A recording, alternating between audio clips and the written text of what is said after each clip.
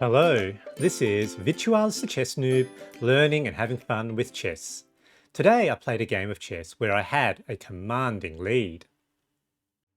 I played the Vienna game and after some shuffling got to a position where I was chasing the opponent's king around. A mate seemed assured. However, this was a game where I figuratively snatched defeat from the jaws of victory with a spectacular blunder and a brilliant move by my opponent. I hope you enjoy. So let's start with the review. And this is chess.com's algorithm. So, this was a game that neither of us played at a particularly high accuracy, around 70%. But I did develop a very, very strong lead and then disaster at the end. We had our mix of good moves and also our mix of inaccuracies, mistakes, and blunders. All right, so let's start with the analysis. So I played white, opponent black, I play e4, they play e5, so I played knight c3, the beginning of the Vienna. The opponent develops knight f6, which allows for the Vienna Gambit with f4. And the idea of the Vienna Gambit, if you haven't seen my videos before, is that if opponent accepts the gambit by capturing the pawn on f4, I would then push e5 with a threat on the knight, and the knight now has no good escape squares because all the escape squares are covered by my pieces, and the knight is forced to retreat and undevelop back to g8. And this allows white to win tempo and also development, and that gambited pawn is easily captured back. Now, opponent doesn't accept the gambit and plays d6. This is not the most critical response, which is to d5. However, I don't play the best response here either, which is actually to develop the other knight. I play bishop c4, and we're actually back to equality. So we just play some chess. Opponent now captures my pawn. I now play knight, develop knight f3.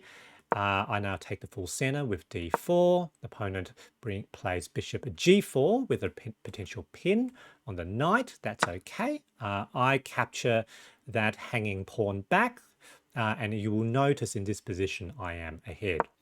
Opponent plays d5. I capture the d5 pawn with the pawn on with my e pawn.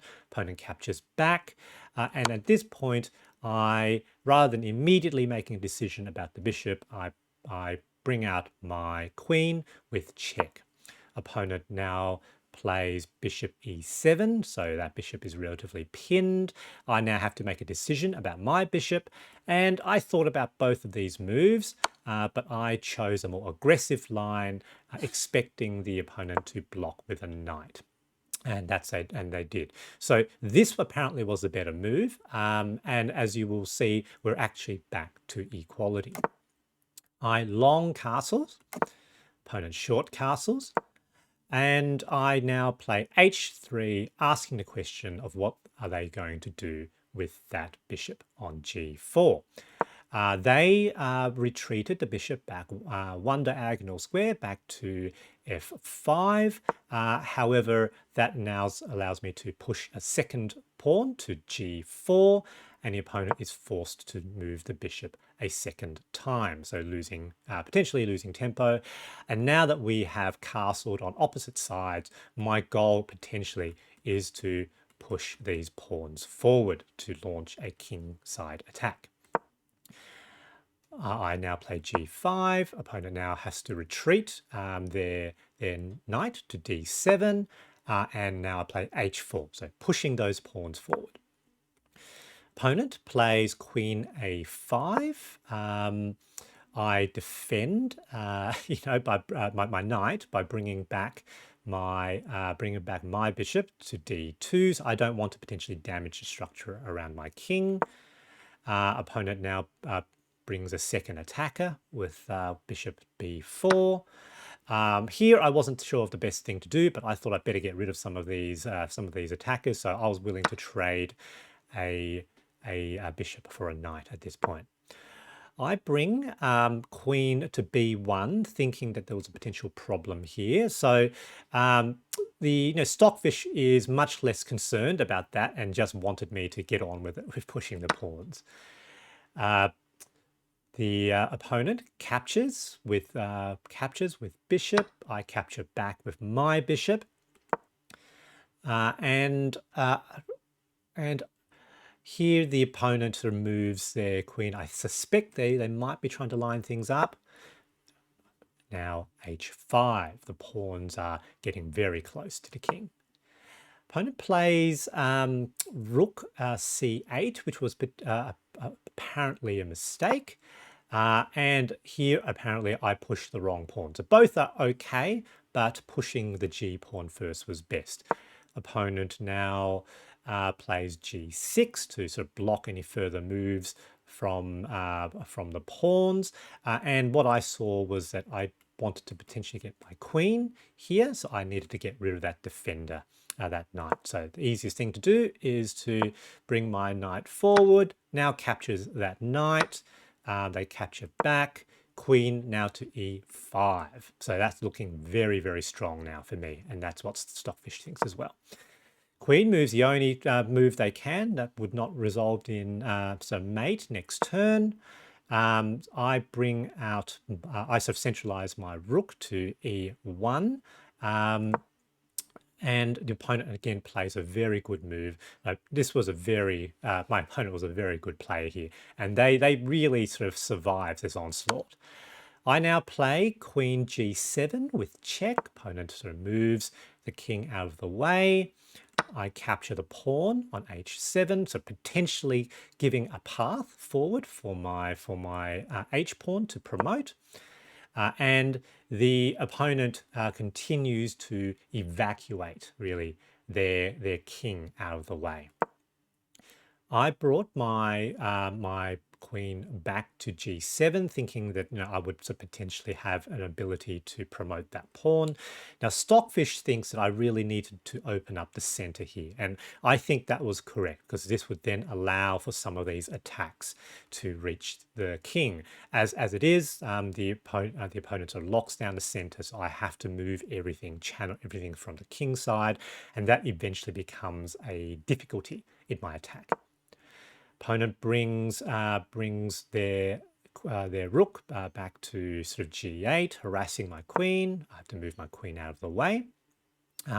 Interesting that they're suggesting a potential queen trade here. Opponent now locks down the center with c4. I play rook f1, thinking that I would have a potential attack there, and the opponent pushes a5. And this pawn eventually really becomes a linchpin to my opponent's counterattack. I play f6, rook f6, I mean. Opponent plays queen b5. I should have moved my rook to f1 to line up these two to form a battery. I made a mistake here. Opponent plays their other rook into the defense, so rook e8. I now play queen f4. Opponent pushes their pawn now to a4. I capture that pawn with rook. Opponent captures back with bishop. Now get rid of that bishop.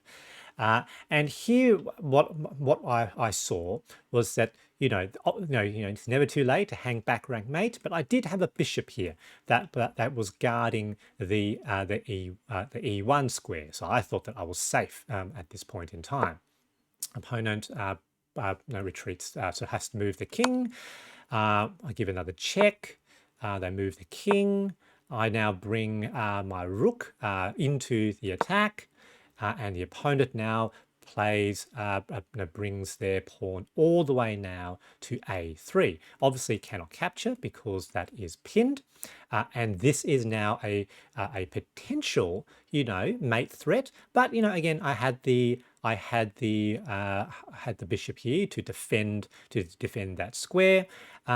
However, this bishop also needed to defend e1 potentially, and this is something I lose sight of in my eventual blunder.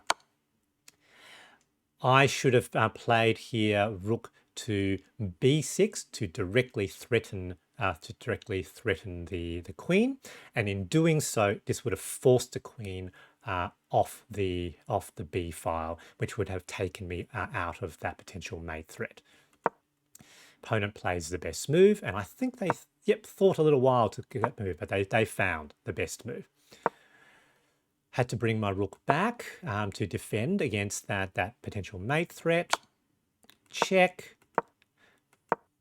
Getting again, here needed to make sure there wasn't a back rank mate, and here was my critical blunder. I should have here gotten rid of that pawn, which would have removed this mate threat here. That is still not a mate threat because I'm still defending, but I lost sight of the fact that my bishop was protecting two separate squares, which you can't do. This would have been a very, very good move for me. However, I made the wrong move and the opponent found the brilliant move. So I'm forced to capture with bishop, and now, disaster. Checkmate. That was a very, very good maneuver by my opponent. And can't be too annoyed at the sort of excellent play by my sort of Mexican friend. You win some and you lose some. So good game, GG to my opponent. In the heady enjoyment of an approaching win, it's important to always keep tabs on the potential opponent mate threats. It only took one move where I didn't have my eye on the opponent's pawn on a3 to result in a loss and a stunning win for my opponent. I hope you enjoyed this video, and thanks for watching.